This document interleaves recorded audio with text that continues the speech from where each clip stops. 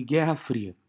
A Guerra Fria é o nome que é dado ao período onde ocorreu o conflito indireto entre Estados Unidos e União Soviética.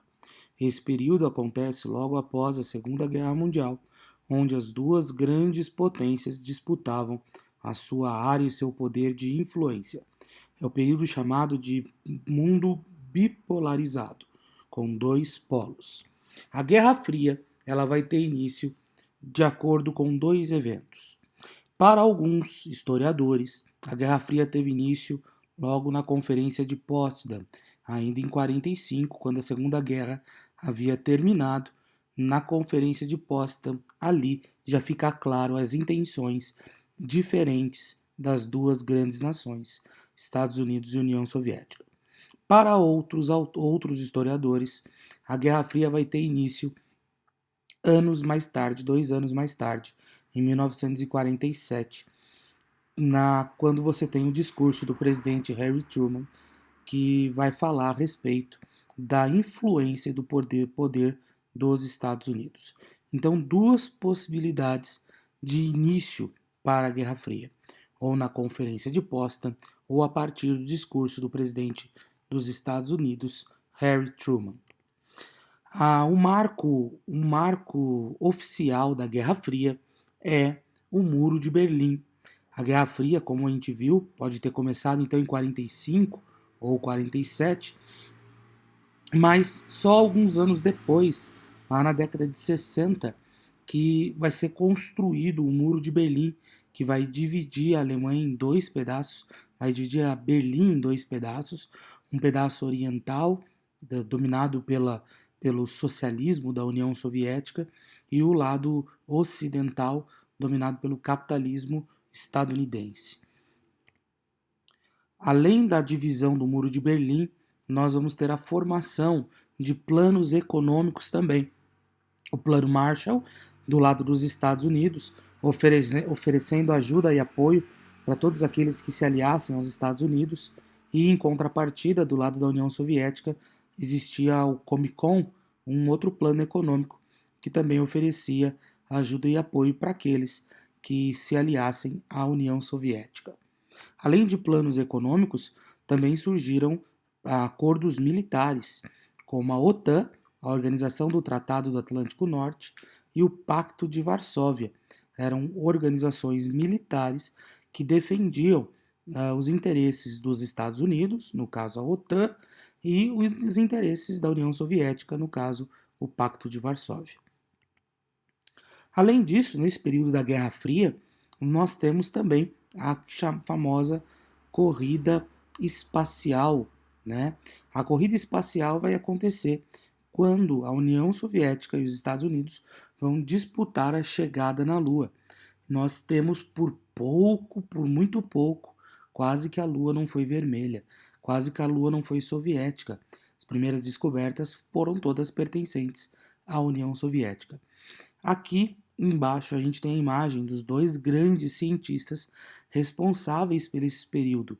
Wernher von Braun, um alemão que estava em posse dos Estados Unidos, controlando o programa da NASA, e Sergei Korolev, que estava na União Soviética, controlando o programa soviético. Por muito pouco, a Lua não foi soviética.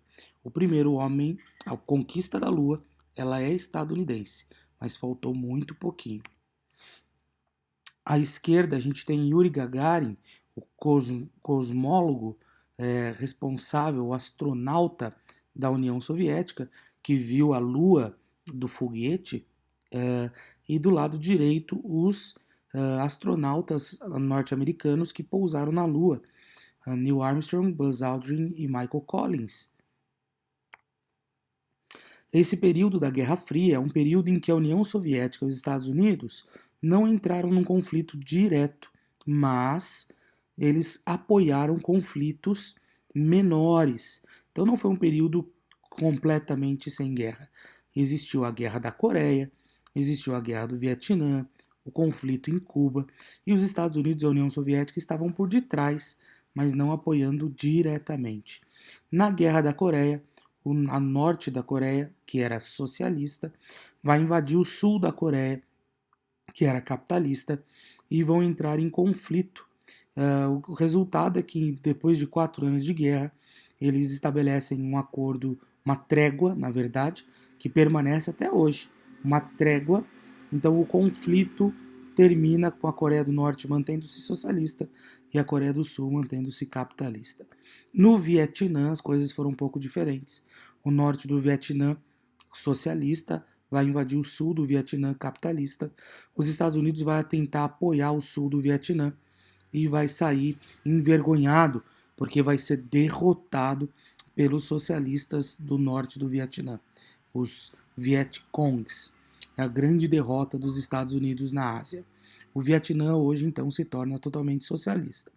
E em Cuba, a gente tem a famosa crise dos mísseis em Cuba, onde os Estados Unidos vai pressionar Cuba para que retirasse os mísseis soviéticos que estavam instalados em seu território.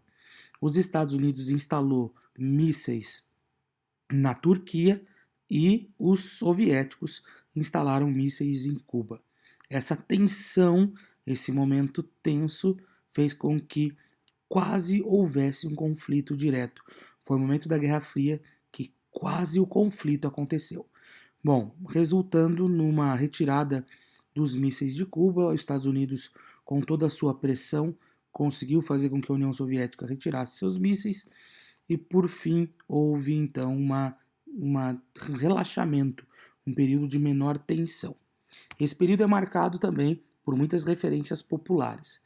Rambo, Rock, os X-Men, são todos personagens que surgiram e que passam nesse período, né?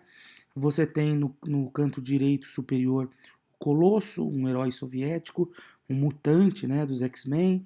No centro você tem a capa do X-Men apresentando o vilão, que era o Omega Red, que era um soviético também, combatendo os capitalistas norte-americanos. No canto esquerdo você tem o Superman. Na verdade, Entre a Foice e o Martelo é o nome desse quadrinho, que é considerando se o Superman não tivesse caído nos Estados Unidos, mas caído na União Soviética, então o mundo teria uma força diferente. No canto direito você tem o Watchmen, você tem o Netuno, personagens que fazem lembrar desse período da Guerra Fria. Guerra Fria. Até mais.